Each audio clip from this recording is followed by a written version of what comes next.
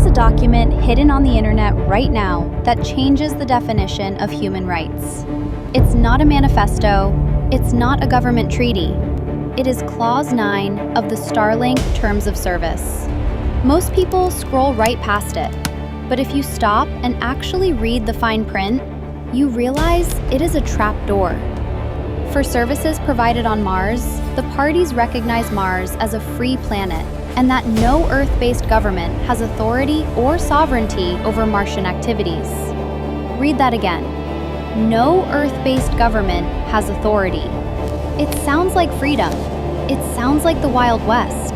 But in reality, it is the legal framework for a dictatorship. For 2 decades, we have looked at the Mars mission as a crusade for exploration. We see the gleaming starships. We see the pressure suits. We see the dream of a multi-planetary species. But while the world was watching the rockets, the lawyers were quietly writing the Constitution. The timeline is accelerating. The uncrewed ships are leaving soon. But the mystery isn't how we get there. The mystery is, what happens when the airlock closes behind the first 100 people? To understand the future of Mars, you don't need to study astrophysics. You need to study history. Specifically, the dark history of the 19th century company town. In the coal fields of West Virginia, if you worked for the mine, you lived in a house owned by the company. You bought food from a store owned by the company. You were paid in script, fake money that was only valid within the town borders. You weren't a citizen, you were an asset. If you tried to leave, you starved. Now, let's look at the Mars plan. A ticket to the red planet is estimated to cost anywhere from $200,000 to $500,000. Elon Musk himself has publicly stated that for those who can't afford it, loans will be available. He calls it an opportunity. Historians call it indentured servitude. Imagine the scenario. You take the loan, you sign the contract, you arrive on Mars. You are now 140 million miles from the nearest court of law. You owe the corporation $500,000 plus interest. And here is the terrifying part. The corporation isn't just your bank, it is your biology. On Earth, if your boss treats you badly, you can quit. You can walk out the door and breathe free air. You can drink water from a river. You can grow food in the dirt. But on Mars, the air is the product. The water is the product. The heat is the product. This is the physics of control. If you go on strike, they don't need to send in the police. They just lower the cabin pressure by 10%. If you refuse to work, they don't fire you. They simply turn off the water valve in your quarters. When the environment itself is lethal, the person with their hand on the thermostat is not a governor. They are a god. SpaceX claims that Mars will be a direct democracy, a utopia where people vote on issues in real time. But political scientists warn that the environment dictates the government. Mars is a submarine. If one person breaks a window, everyone dies.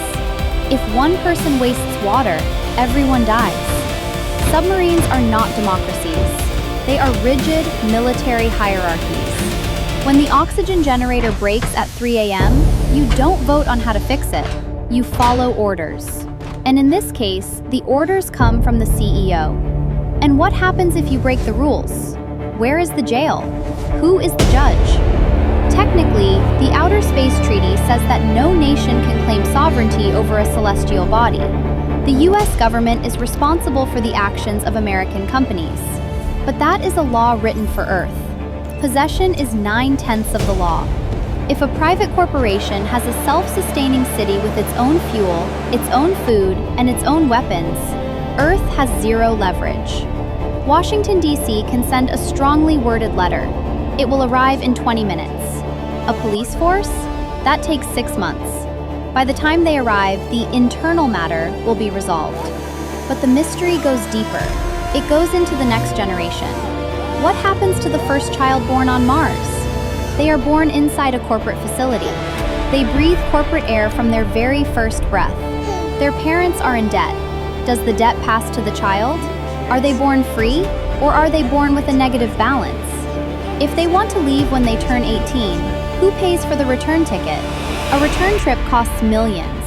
If they cannot pay, they cannot leave. We are potentially looking at the creation of a caste of humans who are legally property of the colony from birth until death. And remember Clause 9. No Earth-based government has authority. That means no child labor laws, no minimum wage laws, no OSHA regulations. We are walking blindly into the creation of the first extraterrestrial state. It won't be American. It won't be Chinese. It will be corporate. The Musk Republic might be the greatest achievement in human history, a backup drive for civilization, a miracle of engineering, or it might be the ultimate company town, a place where your debt is eternal, your oxygen is a subscription service, and the terms of service are the only constitution that matters. The rockets are ready on the launch pad. The contracts are already written. The only question left is, did you read the fine print? Because once you sign, there is no going back.